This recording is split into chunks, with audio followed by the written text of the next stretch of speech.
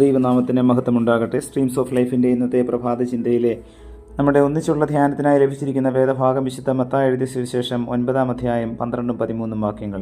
യേശു അത് കേട്ടാറെ, ദീനക്കാർക്കല്ലാതെ സൗഖ്യമുള്ളവർക്ക് വൈദ്യനെ കൊണ്ട് ആവശ്യമില്ല, ഞാൻ നീതിമാന്മാരെയല്ല പാപികളെ അത്രേ വിളിപ്പാൻ വന്നത് എന്ന് പറഞ്ഞു. ഒരിക്കൽ ഒരു രാജകൊട്ടാരത്തിൽ ഒരു കട്ടിലും ഒരു തൊട്ടിലും ഉണ്ടായിരുന്നു. അവ രണ്ടും ഒരേ മുറിയിലാണ് കിടന്നിരുന്നത്. അതിനാൽ അവർ വലിയ സ്നേഹിതന്മാരായിരുന്നു. കട്ടിലിൽ കിടന്നത് രാജാവായിരുന്നു. തൊട്ടിലാകട്ടെ രാജാവിൻ്റെ ഓമനപുത്രനും. തൊട്ടിലിൽ കിടക്കുന്ന കുട്ടി പലപ്പോഴും കരയാറുണ്ടായിരുന്നു.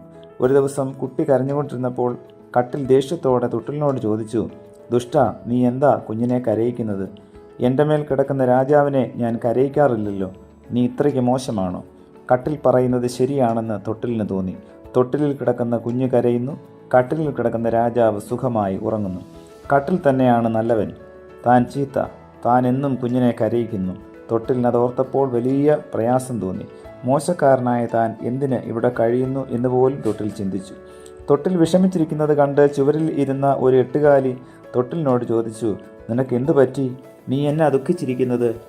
ഞാൻ ഒന്നിനും കൊള്ളരുതാത്തവനാ, തൊട്ടിൽ പറഞ്ഞു. അതെന്താ കാരണം? എട്ടുകാലിയുടെ ചോദ്യം തൊട്ടിൽ സംഭവമെല്ലാം എട്ടുകാലിയോട് പറഞ്ഞു. അപ്പോൾ എട്ടുകാലി പറഞ്ഞു, നീ അതോർത്ത് വിഷമിക്കേണ്ട. നീ കുഞ്ഞിനെ കരയിക്കുക മാത്രമല്ലേ ചെയ്യുന്നുള്ളൂ, എന്നാൽ കട്ടിൽ നിന്നേക്കാൾ ദുഷ്ടനാണ്. അവൻ മനുഷ്യരെ കൊല്ലുക പോലും ചെയ്യുന്നു. നല്ലവനെന്ന് നിന്റെ മുമ്പിൽ അഹങ്കരിച്ച അവൻ്റെ മേൽ കിടന്നാണ് വലിയ രാജാവ് മരിച്ചത്. നമ്മുടെ ഇപ്പോഴത്തെ രാജാവും ഈ കട്ടിലിൽ തന്നെ കിടന്ന് മരിക്കും. എന്തിനവൻ അഹങ്കരിക്കുന്നു? ചിലന്തിയുടെ ഉപദേശം ശരിയാണെന്ന് തൊട്ടിലിന് തോന്നി. അതോടെ താൻ ദുഷ്ടനാണ് എന്ന കാരണത്താലുള്ള തൊട്ടിലിൻ്റെ ദുഃഖം മാഞ്ഞുപോയി. നമ്മുടെ തെറ്റുകളും പോരായ്മകളും നാം സ്വയം മനസ്സിലാക്കുവാനും അവ തിരുത്തുവാനും ശ്രമിക്കുന്നത് വിനയത്തിൻ്റെ ലക്ഷണമാണ്. യേശു കർത്താവ് ഏറ്റവും അധികം സ്നേഹിച്ചത് ചുങ്കക്കാരെയും പാപികളെയുമാണ്. വിശുദ്ധ മത്തായിയുടെ സുവിശേഷം 9-ാം അധ്യായത്തിൽ കർത്താവ് പാപിയായിരുന്ന മനുഷ്യനോടും ചുങ്കക്കാരനോടും എപ്രകാരം ഇടപെട്ടു എന്ന് നാം പഠിക്കുന്നു. പടകിൽ കയറി ഇക്കരയ്ക്ക് കടന്നതായ യേശു തൻ്റെ സ്വന്തം പട്ടണമായ കഫർന്നഹൂമിലെത്തിയപ്പോഴാണ് ഈ ഇടപെടലിന് ആസ്പദമായ സംഭവം ഉണ്ടാകുന്നത്. യേശുവിൻ്റെ ഗലീലയിലെ ശുശ്രൂഷ കഫർന്നഹൂം കേന്ദ്രീകരിച്ചായിരുന്നു. അവിടെ എത്തിയപ്പോഴാണ് ചിലർ കിടക്കമേൽ കിടക്കുന്ന ഒരു പക്ഷപാതക്കാരനെ അവൻ്റെ അടുക്കൽ കൊണ്ടുവന്നത്. പക്ഷപാതക്കാരനെ കണ്ടുകൊണ്ടല്ല യേശു തൻ്റെ പ്രവർത്തനം ആരംഭിച്ചത്, മറിച്ച് അവനെ കൊണ്ടുവന്നവരുടെ വിശ്വാസം കണ്ടിട്ടാണ്. പക്ഷപാതക്കാരനോട്, മകനെ, ധൈര്യമായിരിക്കുക, നിന്റെ പാപങ്ങളിൽ മോചിച്ച് തന്നിരിക്കുന്നു എന്ന് പറഞ്ഞത്. ഒരു വ്യക്തിയുടെ വിശ്വാസത്തിന് ക്രിസ്തുവിങ്കിലേക്ക് മറ്റുള്ളവരെ എങ്ങനെ സ്വാധീനം ചെലുത്തുവാൻ കഴിയും എന്നതിൻ്റെ ഉത്തമ ഉദാഹരണമാണ് ഈ സംഭവം. കേവലം ശാരീരിക സൗഖ്യമാണ് ആ മനുഷ്യന് വേണ്ടിയിരുന്നത് എങ്കിലും അതിനേക്കാൾ ഏറെ ആന്തരികമായ സൗഖ്യവും അവന് ലഭിച്ചു. യേശു അധികാരത്തോടെ പക്ഷപാതക്കാരൻ്റെ പാപങ്ങൾ മോചിച്ചിരിക്കുന്നു എന്ന് പറഞ്ഞത് അവിടെ കൂടിയിരുന്ന ശാസ്ത്രിമാർക്ക് ഉൾക്കൊള്ളാൻ സാധിക്കാതെ യേശുവിനെതിരെ ദോഷം നിരൂപിച്ചതായി ഈ വേദഭാഗത്ത് നാം കാണുന്നു. പാപങ്ങളെ മോചിക്കുവാൻ ദൈവത്തിന് മാത്രമേ കഴിയൂ എന്ന് അവർക്കറിയാമായിരുന്നു. ഒരിക്കലും ഒരു പ്രവാചകനും ഈ അധികാരം ലഭിച്ചിട്ടില്ല. യേശു ദൈവത്തിൻ്റെ ജഡാവതാരമാണെന്ന് അവർക്കറിയാമായിരുന്നു. അതുകൊണ്ട് അവൻ്റെ വാക്കുകൾ ദൈവദൂഷണമായി അവർ കണക്കാക്കി. ദൈവത്തിന് വിരോധമായി സംസാരിക്കുന്നതും അവൻ്റെ നാമം വൃഥാ എടുക്കുന്നതും അവൻ്റെ മേൽ ദോഷം ആരോപിക്കുന്നതും ദൈവത്തിന് മാത്രമായുള്ള സ്വഭാവം, അധികാരം, ശക്തി, അവകാശങ്ങൾ തുടങ്ങിയവ സ്വന്തമെന്ന് അവകാശപ്പെടാൻ ശ്രമിക്കുന്നതും ദൈവദൂഷണമാണ്. ശാസ്ത്രിമാർ ഹൃദയത്തിൽ ദോഷം നിരൂപിച്ചത് ദൈവപുത്രനായ യേശുവിനെ ഗ്രഹിക്കുവാനായി സാധിച്ചു. നാം നമ്മുടെ ഹൃദയത്തിൽ നിരൂപിക്കുന്ന എല്ലാ നിരൂപണങ്ങളും, അവ നന്മയായാലും തിന്മയായാലും, അവ ഗ്രഹിക്കുവാൻ സ്വർഗസ്ഥനായ നമ്മുടെ കർത്താവിന് സാധിക്കും.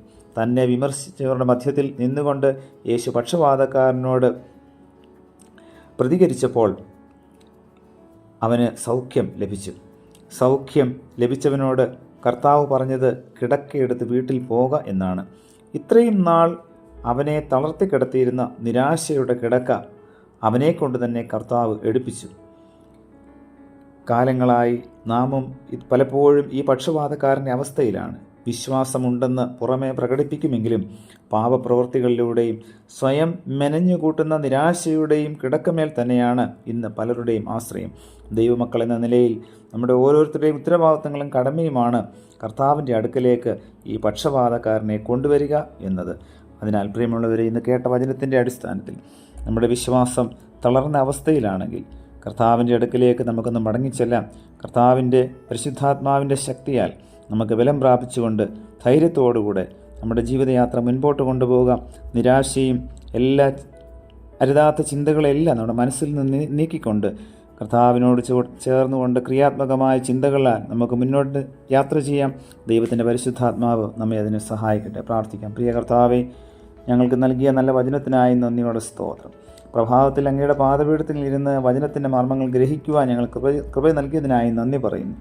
ഞങ്ങളുടെ ആത്മീയ ജീവിതത്തെ തളർത്തിക്കളയുന്നതായിട്ടുള്ള എല്ലാ സാത്താന്യ പോരാട്ടങ്ങളോടും എതിർത്ത് നിൽക്കുവാനുള്ള കൃപ ഞങ്ങൾക്ക് അവിടുന്ന് നൽകണമേ.